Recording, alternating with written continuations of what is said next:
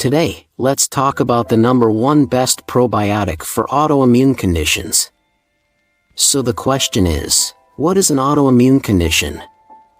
It's a condition where your own immune system is attacking its own tissues. It's really happening with the immune system, as we have two parts of the immune system that are out of balance. We have either a very low amount of this thing called regulatory T cells, and then at the same time, we have high amounts of these other two immune cells.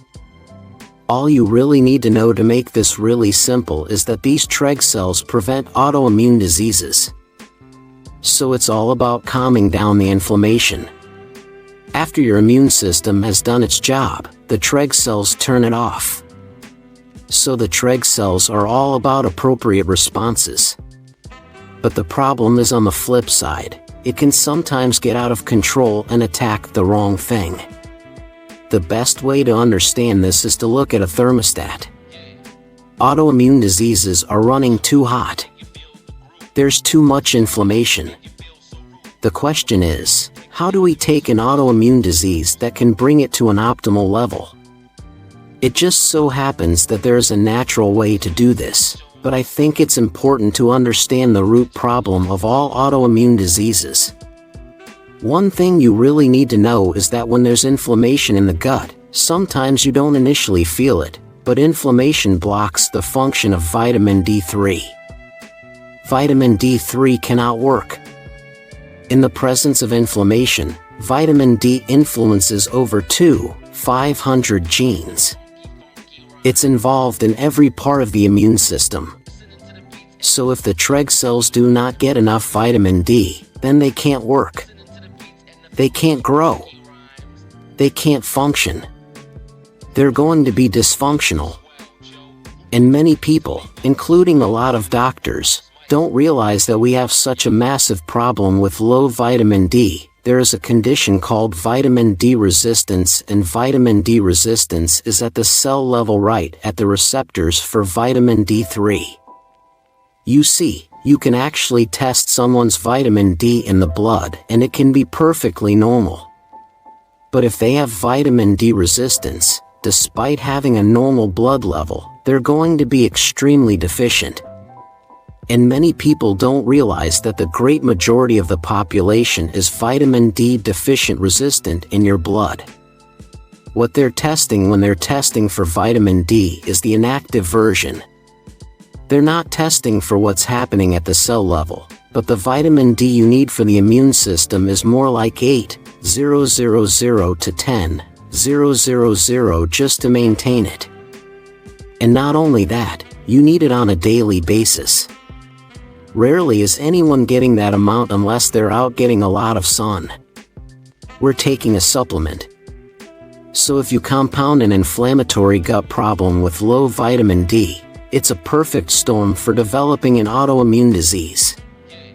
And on top of that, you have doctors, or you might have things in the news or online that say that vitamin D, you got to be careful, you don't want to become toxic. Just so you know, it's extremely rare and you would have to take hundreds of thousands of international units every single day for months before you develop any toxicity.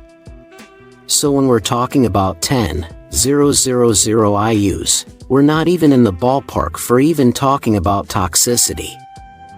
And the reason I'm even bringing that up is to penetrate through that vitamin D resistance that so many people have to create a therapeutic effect.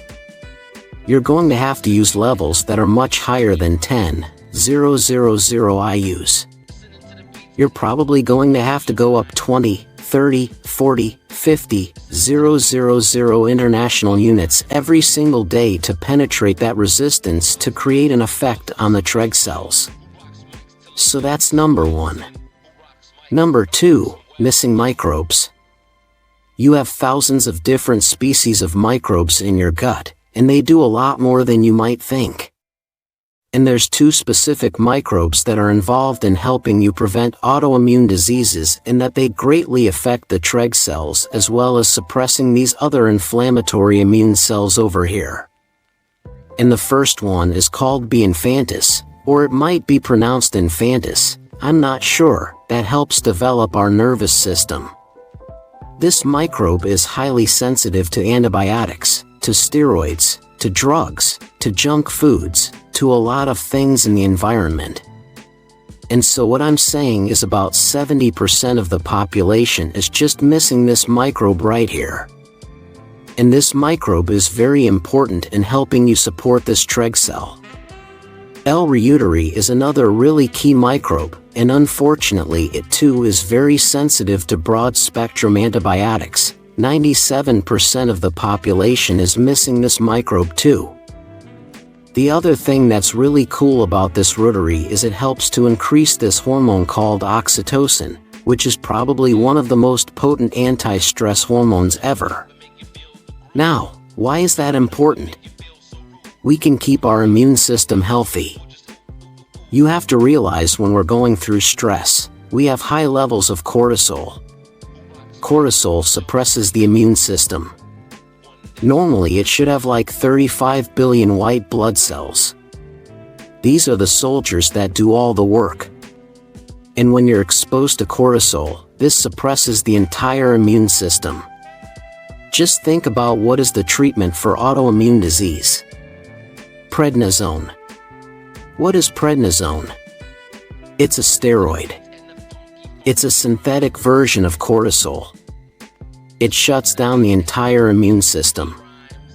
We also shut down the healing part of the immune system. This is why people that have had too many steroid shots basically destroy their joints. It acts as an antibiotic. So vitamin D is not an immunosuppressant that shuts the whole thing down. Only the parts that are overactive. So this microbe helps to kind of cool things down, but this has a bigger effect over the entire immune system. And I don't recommend just taking these pills. I recommend cultivating these with a dairy product to increase these, and that's going to help reseed the small intestine, start healing the small intestine, and then start to build up the Treg cells. So number 1, vitamin D is essential. Number 2, you re-establish the microbes that are usually missing. And number 3, selenium. Now, what does selenium do? Well, that's a trace mineral. You only need it in small amounts. I would recommend like 200 micrograms, not milligrams, but selenium has a very unique function for the immune system. If you're low in selenium, you're going to have higher amounts of these two minerals. Inflammatory cells. And remember, in autoimmune, they're already too high. So we have to lower this. So selenium is going to help lower these two cells right here. Also, selenium is going to help lower the antibodies. And I'm talking about the autoantibodies, which are involved in this self-attack. Your own immune system is attacking itself. Selenium can help turn that down. You can also take it as a supplement. And the last point I'm going to bring up about this is prolonged fasting. When you do prolonged fasting, you can greatly increase the Treg cells. And there's a lot of people that are getting rid of inflammation by doing periodic prolonged fasting. I'm talking about like 3 days at a time. You're not eating anything. You're drinking water, but you're not eating anything. You can greatly improve your immune system to the point where you can create new stem cells to build up your immune system. So these 3 things right here are the most important things to help shift this very hot immune system problem, bring it back to an optimum temperature so you can put this autoimmune disease back in remission. Now, since I spent a little more time on this vitamin D, if you have not seen this video on vitamin D, it's probably a good idea to check it out. And I put that up right here.